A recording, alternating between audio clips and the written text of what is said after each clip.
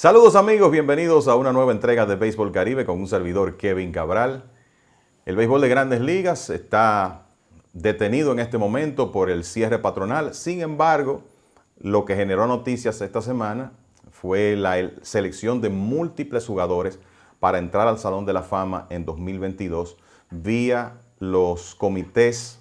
que periódicamente se reúnen para analizar listas de posibles candidatos. En el caso de este año, el comité de la llamada Era Dorada y el comité de los inicios del béisbol. Y vamos a estar claros, normalmente en estos casos, si vamos a hablar de jugadores que van a entrar al Salón de la Fama únicamente por números fríos, eso no es lo que vamos a encontrar, porque ya esos jugadores que tenían todos los méritos posibles, estadísticamente hablando, han sido elegidos por la Asociación de Escritores. Entonces, lo que se busca con esto es quizás reconocer, digamos, aportes más globales de algunos jugadores, además de la contribución ofensiva o dominio durante un periodo que puede ser más corto que un jugador que entre por la vía convencional. Y hay que decir que nos encontramos con varios casos interesantes, dignos de mención, y que la realidad en algunos casos sobre todo eran altamente merecedores de estar en el Salón de la Fama por aportes que realizaron tanto dentro pero también fuera del terreno. Y vamos a comenzar con los dos latinos en la lista. El primero es Minnie Miñoso, una carrera realmente única, la de este jugador cubano que es considerado como el Jackie Robinson de los latinoamericanos, porque fue el hombre como latino y como afro-latino que abrió puertas para que otros jugadores de su país, de Cuba y después República Dominicana, Venezuela, etcétera, comenzaran a llegar en cantidades importantes a Grandes Ligas. La carrera de Orestes Minnie Miñoso comenzó en la liga de su país, pasó por el famoso equipo New York Cubans de las ligas negras hasta que llegó a Grandes Ligas con los Medias Blancas de Chicago a finales de la década de los 40 y eventualmente llegó con los Indios de Cleveland y se estableció con los Medias Blancas de Chicago, donde tuvo la mejor etapa de su carrera. Después de ahí, el entonces propietario de los Medias Blancas, Bill Veeck, le permitió a Miñoso jugar brevemente en 1976, en 1980, tomar algunos turnos y de esa manera convertirse en el único jugador que ha participado en Grandes Ligas en 5 décadas diferentes. Pero en realidad lo que aquí se está reconociendo es su rol de pionero, de modelo a seguir para muchos jugadores latinos y además que en realidad fue un jugador sumamente competente, un hombre que batió 299 de por vida, que para la época en que jugaba tenía unos porcentajes de envasarse muy altos y no necesariamente porque negociaba una gran cantidad de bases por bola, sino porque Miñoso era famoso por recibir muchos pelotazos. De hecho, fue en 10 ocasiones líder de ese departamento en la Liga Americana. Además, era un hombre con poder de extra base, buen jardinero, velocidad y en realidad durante una década fue un excelente jugador para el equipo de los Medias Blancas. Y el consenso era que él debió entrar al Salón de la Fama antes. Lamentablemente, este reconocimiento llega después de la desaparición física de Orestes Minnie Miñoso, pero es algo que su familia está disfrutando y definitivamente disfrutará el año próximo en la ceremonia de exaltación en el mes de julio. El otro cubano que entró, Tony Oliva, que en realidad fue durante un periodo, digamos, entre 1964 y 1971, uno de los principales bateadores de la Liga Americana, un excelente bateador zurdo, nativo de Pinar del Río, Cuba, que llegó a Grandes Ligas. Su primera temporada completa fue 1964 con los Mellizos de Minnesota. Y aunque Oliva, por lesiones, y vamos a hablar de eso en breve, no pudo acumular grandes volúmenes en su carrera, se quedó corto de llegar a 2,000 hits, se quedó corto de llegar a 1,000 carreras impulsadas. Fue un bateador de 304 de por vida, que ganó 3 títulos de bateo, fue líder en hits en 5 ocasiones y además de eso era un hombre con poder de extra base. En varias ocasiones tuvo temporadas con más de 60 extra bases. ¿Qué le impidió a Oliva acumular el volumen que hubiera necesitado para entrar antes al Salón de la Fama? Bueno, que comenzó a tener problemas serios en sus rodillas relativamente temprano en su carrera y tuvo que ser sometido a múltiples cirugías y no hay duda que eso le minó las facultades a temprana edad, a relativa temprana edad, pero sobre todo le quitó años de carrera y años productivos a Oliva, quien pudo extender esa carrera y acumular volúmenes un poco mejores por la llegada del bateador designado. En 1973, por ejemplo, que fue el primer año del bateador designado en la Liga Americana, Oliva tuvo una muy buena temporada, básicamente siendo utilizado de manera exclusiva en ese rol, y estuvo un par de temporadas más en Grandes Ligas. Pero lo cierto es que lo que se está reconociendo aquí es que durante ese periodo, entre 1964 y 1971, Oliva fue uno de los principales bateadores de las Grandes Ligas, primer jugador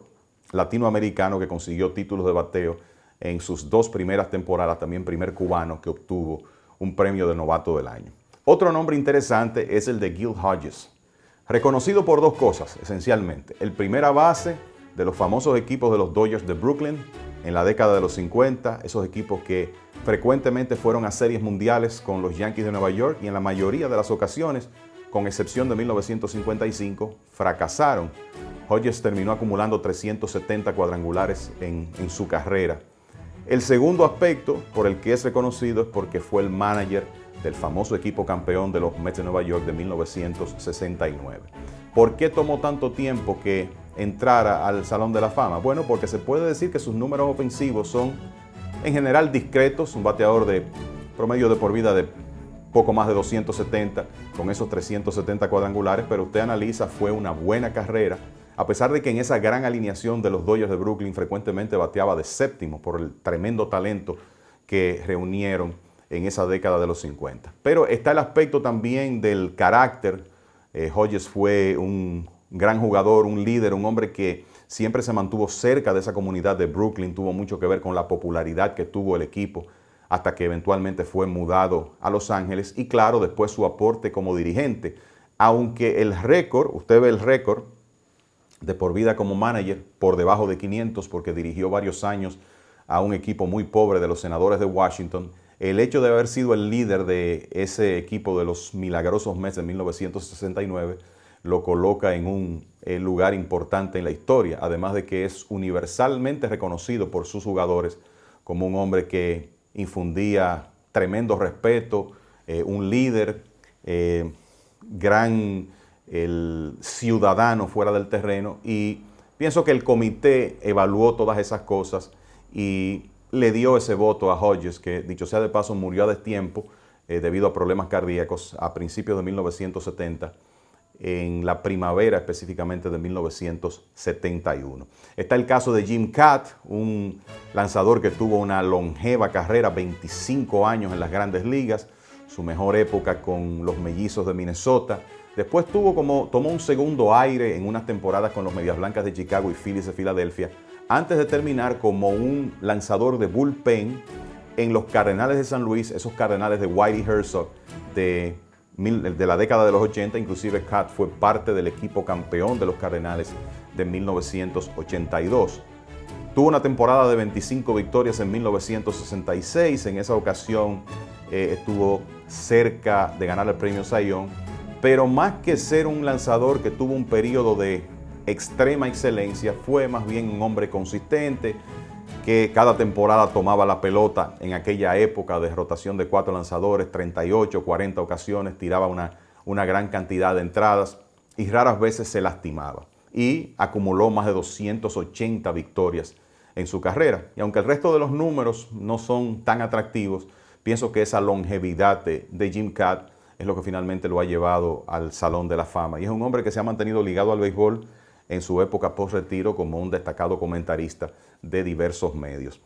Otro nombre que yo creo que hay que destacar es el de Buck O'Neil, un gran exponente de las ligas negras, uno de esos jugadores que por la barrera racial no pudo llegar a Grandes Ligas. O'Neil no es que haya sido la gran estrella de las ligas negras, pero sí fue un gran representante de esos circuitos, el primer coach afroamericano en las Grandes Ligas y un hombre con un ojo muy especial para captar talento joven. En una época en que trabajó con los Cachorros de Chicago, fue el responsable de llevar a esa organización a Ernie Banks, Billy Williams y Lou Brock, todos miembros del Salón de la Fama, aunque en el caso de Brock la mayor parte de su carrera, en realidad la época brillante de su carrera transcurrió con los Cardenales de San Luis. Luego de retirarse como técnico y como scout, O'Neill era como el representante por excelencia de las ligas negras, el hombre que contaba las historias de cómo era ese béisbol, y tuvo mucho que ver con la creación del Museo de las Ligas Negras que está en la ciudad de Kansas City.